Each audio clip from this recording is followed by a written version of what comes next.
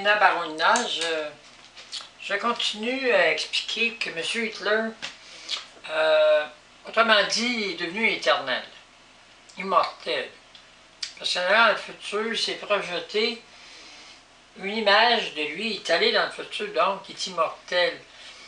Même s'il est mort, il vit avec un corps dans le futur encore. C'est pas juste la mort, puis il allait dans un autre monde. Il vit déjà physiquement dans un autre monde. Il a été, puis c'est comme séparé. Il y avait une vie sur la Terre, mais il s'est comme projeté dans le futur en plus. Donc il vit indépendamment de la Terre. Mais les mondes futurs l'intéressaient plus parce qu'il y avait plus d'horreur dans le futur, plus de connaissances dans les choses horribles, illégales, indépendantes des lois divines et tout. Donc, il a fait affaire avec les destructeurs, les pires. On pourrait dire que c'est les pires des destructeurs, les pires des...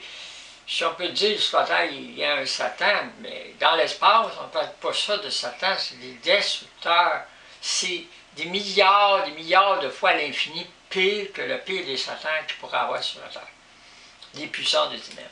Donc, ils sont tellement terribles que, jusqu'à un certain point, ils pourraient affecter le Créateur initial, puis il pourrait, qui a fait toutes les dimensions, puis tous les univers, plus que ça, il peut aller jusqu'à, on pourrait dire, faire la guerre au Créateur initial. Mais c'est sûr qu'il serait capable d'attaquer, revenir, attaquer le système solaire, attaquer l'univers, le Christ de la Terre et Dieu de la Terre. Bien sûr, les divinités sont éternelles, mais quand ils sont détruites, ça prend des milliards d'années avant de se recréer, refaire. Donc, le fameux royaume déçu, puis tous ces trucs-là, c'est toujours dangereux, c'est toujours en danger parce que les extraterrestres, il y en a des mauvais qui les attaquent. Puis quand ils attaquent le royaume déçu, ils détruisent les anges, ils détruisent tout. Puis ils peuvent détruire Dieu jusqu'à un certain point, puis Dieu, il faut qu'il se refasse, ça prend des milliards d'années. Mais ceux qui sont détruits, ils souffrent dans la destruction, dans l'inexistence, jusqu'à temps que Dieu les recrée.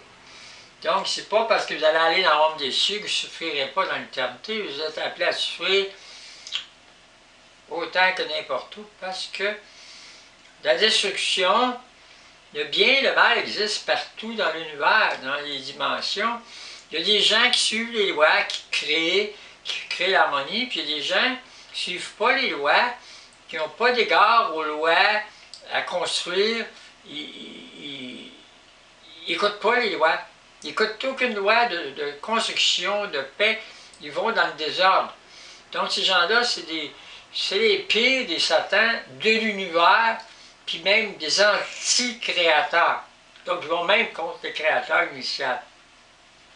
Donc c'est des dangers les plus potentiels que la Terre n'a jamais connus d'ailleurs, mais nous, les extraterrestres, on sait ces choses-là, on a des peurs épouvantables de ces destructeurs-là, les pires, parce que quand ils viennent nous voir, ils détruisent, comme la planète de la Terre était détruite par des gens comme ça qui étaient destructeurs, mais pas les pires. Mais ils ont détruit tout. Ils ont détruit mon propre corps qui était là sur Zata, qui reposait à un endroit parce que c'est mon esprit téléchargé. Mes enfants, mon mari, mes parents sur Zata, et toute la population qui veut à l'intérieur de la planète. Ils détruisent partout. Alors, c'est sûr que la Terre, un jour, elle peut être appelée à être obligée de se défendre contre des destructeurs. Mais les extraterrestres qui sont très gentils, pacifiques, il faut savoir les discerner. Les destructeurs, c'est pas qu'ils sont menteurs, ils ne sont pas menteurs, ils détruisent, point c'est tout. Ils ne vont pas dire des menteries, ils détruisent, c'est tout. Ils viennent puis ils détruisent, ils anéantissent, ils détruisent, il n'y a plus rien après. En une fraction de seconde, ils peuvent détruire le système solaire. Ils ont tout ce qu'il faut, ils ont des destructions. Puis ils voyagent dans le temps, eux autres aussi. Mais concernant les voyages dans le temps, voyager dans le temps, des indices que je peux vous donner, qu'on sait, évidemment, l'univers a été créé au point de départ, puis il y avait un vide.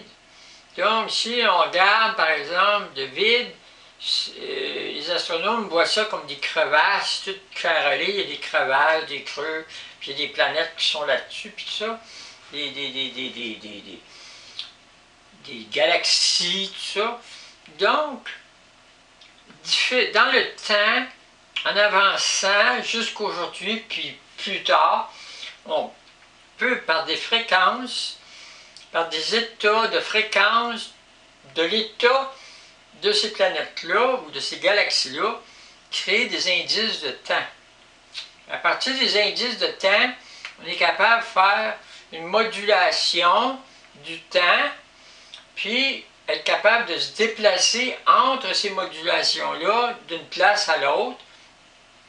Mais le principe d'envoyer une personne dans le futur ou pas, ça c'est beaucoup plus complexe. Mais envoyer notre système solaire dans le temps, ça c'est beaucoup plus facile. On peut reculer notre système solaire au point où il est en train de se créer. Fait que ça c'est très facile à le faire. Parce qu'il s'agit de jouer avec des vibrations, des harmonies de vibrations par des ondes cosmiques assez intenses, avec une amplitude, en prenant une grande puissance électrique ou d'énergie solaire qu'on capte, ou d'énergie nucléaire qu'on capte, puis on envoie ça en vibration, juste des vibrations qui s'harmonisent avec des temps dans le vide, comme cartographique dans différents temps de l'univers. Donc on se propulse dans le futur ou dans le passé. Dans le futur, c'est plus loin, puis dans le passé, c'est par rapport à ce qu'il y a eu. Mais dans le futur, on a plus de misère parce qu'on n'est pas rendu. Mais on peut quand même, par extrapolation, projeter le futur par rapport au passé, en le projetant inversement dans le futur. On arrive à créer un futur qui n'est pas accompli encore. Donc on est capable d'aller dans le futur, puis dans le passé. Puis la modulation se fait.